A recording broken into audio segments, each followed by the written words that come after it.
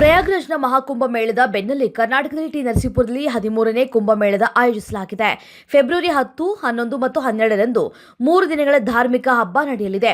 T Narasipura ತಿರುಮಲಕೂಡಲು Triveni ಸಂಗಮದಲ್ಲಿ ಭಕ್ತರಿಗಾಗಿ 5 ಸ್ಥಳಗಳಲ್ಲಿ ಪುಣ್ಯ ಸ್ನಾನ ವ್ಯವಸ್ಥೆ ಮಾಡಲಾಗಿದೆ. ಫೆಬ್ರವರಿ 10ರ ಬೆಳಗ್ಗೆ 8:30ಕ್ಕೆ ಶ್ರೀ ಅಗಸ್ತೇಶ್ವರ ಸ್ವಾಮಿ ಸನ್ನಿಧಿಯಲ್ಲಿ ಕಾರ್ಯಕ್ರಮ ಆರಂಭವಾಗುತ್ತದೆ.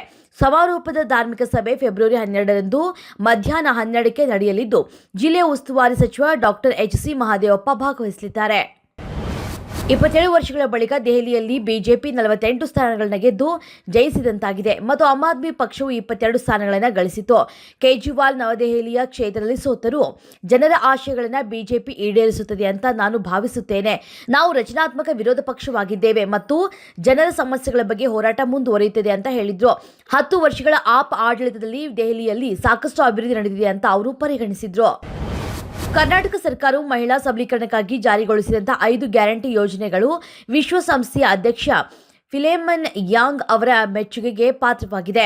ಇವು ಮಹಿಳೆಯರಿಗೆ ನಗದು ಸಹಾಯ, ಉಚಿತ ಬಸ್ ಪ್ರಯಾಣ, ಆಹಾರ ಸಹಾಯ, ಉಚಿತ ವಿದ್ಯುತ್ ಮತ್ತು ಕಾರ್ಮಿಕ ಕ್ಷೇತ್ರದಲ್ಲಿ ಮಹಿಳೆಯರ ಪಾಲು ಹೆಚ್ಚಿಸುವುದಕ್ಕೆ ಕ್ರಮಗಳನ್ನು ಒಳಗೊಂಡಿವೆ. ಫಿಲೆಮನ್ ಯಾಂಗ್ ಸಿದ್ದರಾಮಯ್ಯ ಅವರನ್ನ ಭೇಟಿಯಾಗಿ ಈ ಯೋಜನೆಗಳನ್ನು ಲಿಂಗ ಸಮಾನತೆಯ ಸಾಧಿಸೋದಕ್ಕೆ ಮಹತ್ವಪೂರ್ಣ ಅಂತ ಕೊಂಡಾಡಿದ್ದು, ಇವು ಇತರ ದೇಶಗಳಿಗೆ ಮಾದರಿಯಾಗಬಹುದು ಅಂತ ಅಭಿಪ್ರಾಯಪಟ್ಟಿದ್ದಾರೆ. ಪಾಕಿಸ್ತಾನಿ ಪ್ರಧಾನಿ ಶೆಹಬಾಜ್ ಶರೀಫ್ ಗದ್ದಾಫಿ ಸ್ಟೇಡಿಯಂನಲ್ಲಿ ನಡೆದಂತಹ ಉದ್ಘಾಟನಾ ಸಮಾರಂಭದಲ್ಲಿ ಪಾಕಿಸ್ತಾನ ಕ್ರಿಕೆಟಿಗರಿಗೆ ಭಾರತದ ವಿರುದ್ಧ ಪಂದ್ಯದಲ್ಲಿ ತಮ್ಮ ಅತ್ಯುತ್ತಮ ಪ್ರದರ್ಶನವನ್ನು ನೀಡುವಂತೆ ಆಶಯ ವ್ಯಕ್ತಪಡಿಸಿದರು. ಅವರು ನಮ್ಮ ಗುರಿ ಕೇವಲ ಚಾಂಪಿಯನ್ಸ್ ಟ್ರೋಫಿ ಗೆಲ್ಲುವುದು ಅಷ್ಟೇ ಅಲ್ಲ, ಭಾರತವನ್ನು ಸೋಲಿಸುವುದು ಅಂತ ಹೇಳಿದರು.